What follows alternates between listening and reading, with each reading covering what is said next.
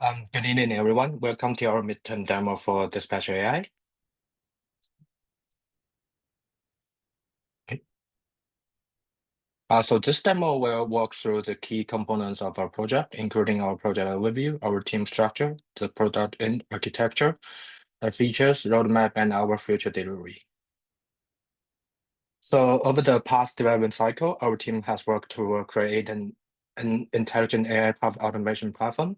The core features of our Dispatch.ai include 24/7 auto call answering, AI-powered conversations with customers, smart service creation flow, and an instant call summary and notification system. Our user profiles are service providers with high missed call rates or after-hours needs, or teams looking to reduce the admin load. The core values of our products will be efficiency, accuracy, availability, simplicity, and scalability.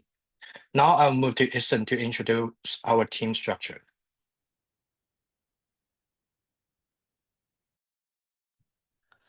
Hello, thank you, Leo. Now let me introduce our team. Our develops team, led by Paco, includes Chloe, Coco, Ethan, Ivan, Freya, Leo, Mark, Tim, and Kevin. They build and improve the system. Our DevOps team, led by Jay, has Lawrence, Ben, Devon, Zoe, Owen, and Adam. They handle development and automation. We also thank you for our tutors, Alan, Larry, and Abby, for their guidance. Leo is our business analyst, and Yulia is our UI designer. Make sure our work meet business and users' need. Now welcome to Paco, who will talk about our infrastructure. The Dispatch.ai projects now include one development environment and two UAT environment, each serving a distinct purpose. Our goal was build a smooth development workflow and a reliable testing process that mirrors real-world usage. Their environment help us iterate rapidly while maintaining stability for testing and development. Our development environment is built using Docker Compose and is designed for local development. It includes two backend services, Fast.js, which handle API logic and routes. And the second service, backend service is Fast API, which powered our AI processing logic. These services run alongside MongoDB for data storage and Redis for caching and session management. The front end is developed in Next.js and interact with the backend using Redux toolkit and Exos over REST APIs. To improve developer experience, we are enabled hot module reload, so code changes apply instantly without restarting service. We also use Cloudflare tools to test external webhooks from services like Twilio and Stripe, allowing us to simulate real-world scan a scenario without exploring our local machine. The first UAT environment is what we call developer UAT, hosted on a single AWS EC2 instance. Here, the front end is services using PM2, a Node.js process manager, and the backend service run in Docker containers, and reverse proxy via engines under the API route. We connect this setup to MongoDB Atlas for managing database service and AWS Cache for Redis, giving us closer parity with the production conditions. GitHub Actions is integrated for CI/CD. It automatically builds and deploys the projects on every push. To ensure reliability, we monitor system metrics through CloudWatch and configure SNS alert to notify the team in case of the service breakdown. And our second UAT handled by the DevOps team is deployed on Kubernetes via AWS EKS, giving us a closed native production-like setup. The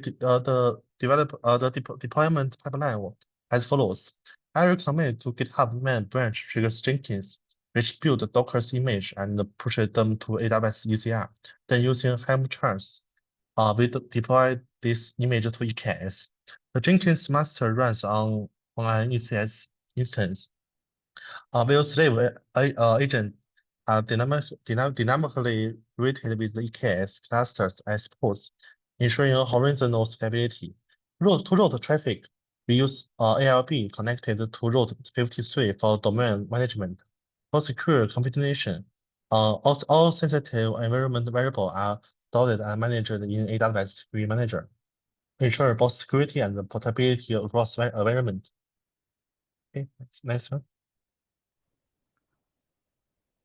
Thank you, Paco. Next, I will give a brief overview of our tech stack.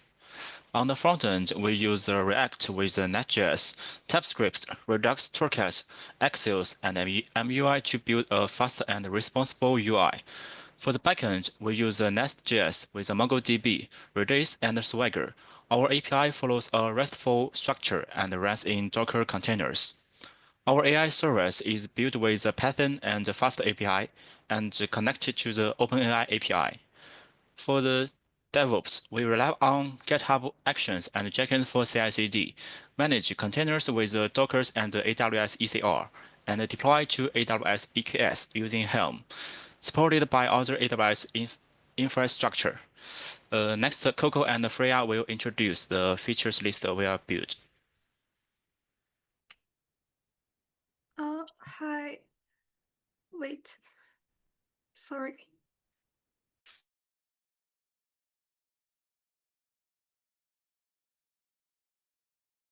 Hi, I will continue to introduce the feature list and the feature list. We complete the facing pages of our apps, and this include the home and blog pricing features and about us. These are accessible without logins and designed to introduce our product, build trust, and guide visitors to the sign up.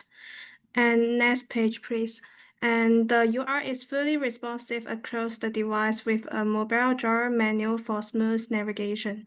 Both front-end and back-end for these pages are done. Here you can see the actual public pages.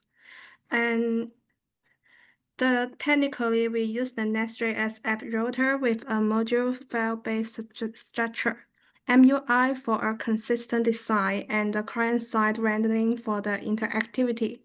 Data is fetched via the RTK queue, ensuring real-time updates and centralized state. The code base is scalable, clean, and ready for future features and global use. Next, Paco will introduce the sign up and login page.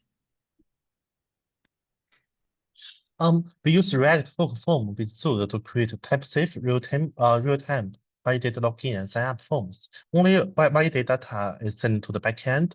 Authentication requests are handled using Redux Toolkit and RTK query with API endpoints organized into module slides like auth, public, and test. Next page. Routing is separated into public admin and super admin groups. A public page doesn't require login, while others can be protected with root guards. Users without a validated token are redirected to the login page, and the logged in user are redirected to dashboard page. On successful login, the backend return a JWT and user data, which we capture using RTK queries. On query started and stored in all slides via set credentials. The state is persisted using Redux persist to keep user login across page refreshes. The Redux store is configured to handle RTK queries smoothly and ignore persist related warnings. This setup ensures reliable API calls, secure token handling, and prepares our system for the future role-based access control. Okay, next one. Thanks, Paco. So I will be demonstrating the two key components that directly impact the operation efficiency of Dispatch.ai, which is service tasks and call logs. So let me start with service tasks. So it provides a clean task overview of all the status, details and dates of each task. And service providers, they can create, edit, and delete tasks to manage their daily work. The filter system on the right-hand side can allow service providers to instantly find the task by name, by creator, by status, by date range, or description. So these implementations can directly contribute to the operation efficiency. That is the key metrics to drive service providers' productivity and revenue growth. Now let's look at the call-out module. So on the left-hand side, you can see this is the overview. So there's a call list with a clear status indicators, which are completed, follow-up, and missed. So ensure every call in our system are well tracked. So when I click on one of the callouts, so it will show us the key points and generate a summary. And there's another button on the bottom called transcript. So that button will pop up a full conversational details. So we implement this page with Redux for state management, and we also use 10-state query for the efficient data like fetching is the list on the left-hand side. So it doesn't load the whole database at once, so it can improve the performance of our systems. So those are the things we already implemented. So there are a few other things we're going to implement in the next 3 to 4 weeks. The first is we're going to still add a global search. And then we will add the audio playback and download features. And then we will use these call-out features and the service features to integrate with our AI part of the projects. Yeah, so that's all for me. I will now pass the floor to Yvonne to introduce the plan and the subscription.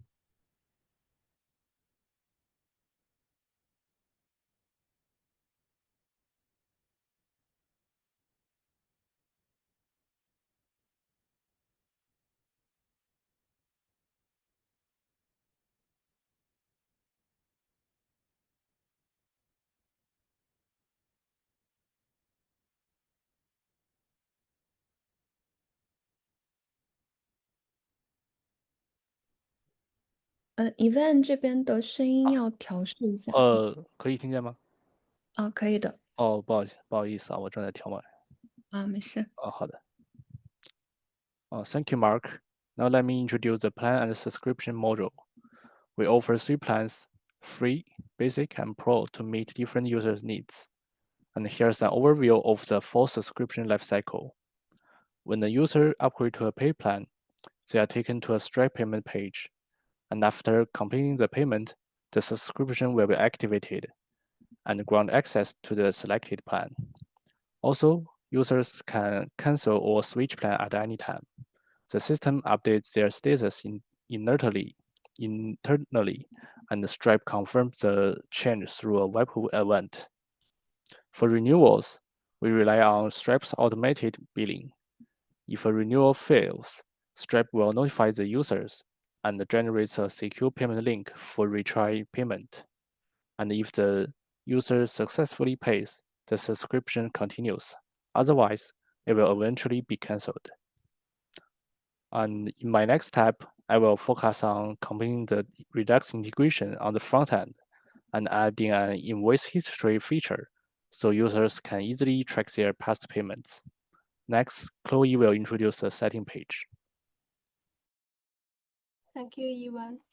Let me walk you through our settings page, which gives users control over their personal and account information.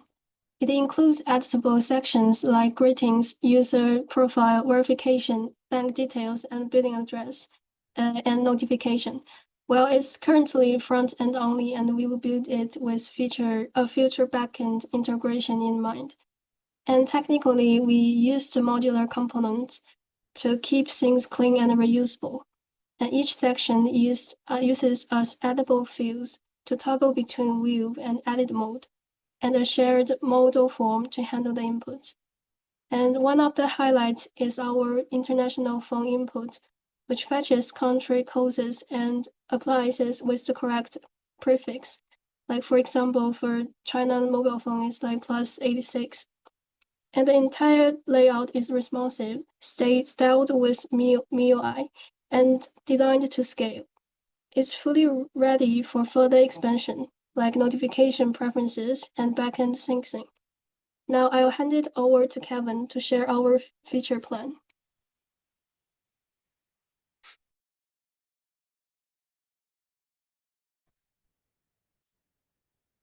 Can you hear me?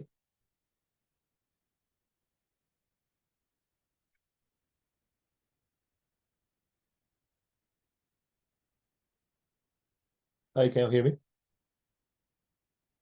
Okay, great. So I'll demonstrate how we our future plan. So right now for the AI part, we're introducing LangGraph, chain to make so the step is for when the TypeScript pass the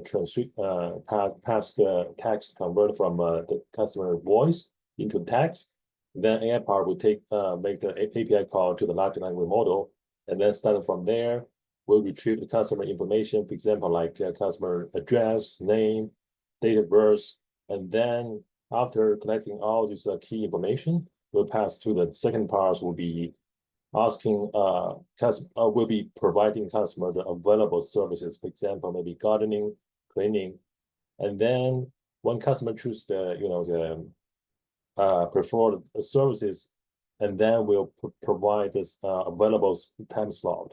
So all these steps will be recorded in what we call a state call, a call status, and then through the call status, all key information will be passed there. So, and during the call, we'll make another function call to database to make a choice between the different available time slot. So the whole AI structure will be function call together with LangChain to achieve the collecting information, make a choice, and make the booking. That's how we plan for the current status.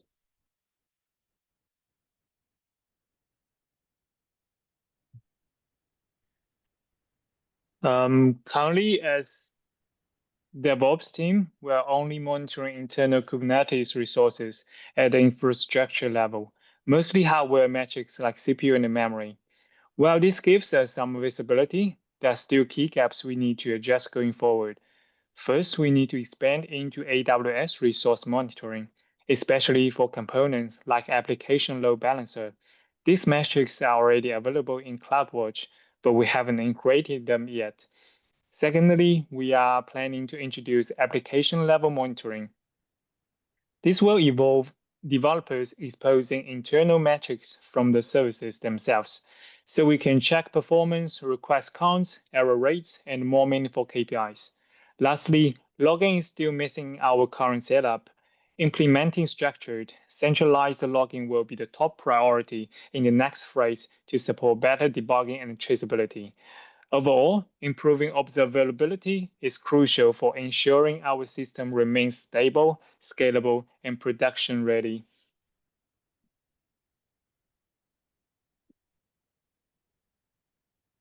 Okay, thank you everyone for watching.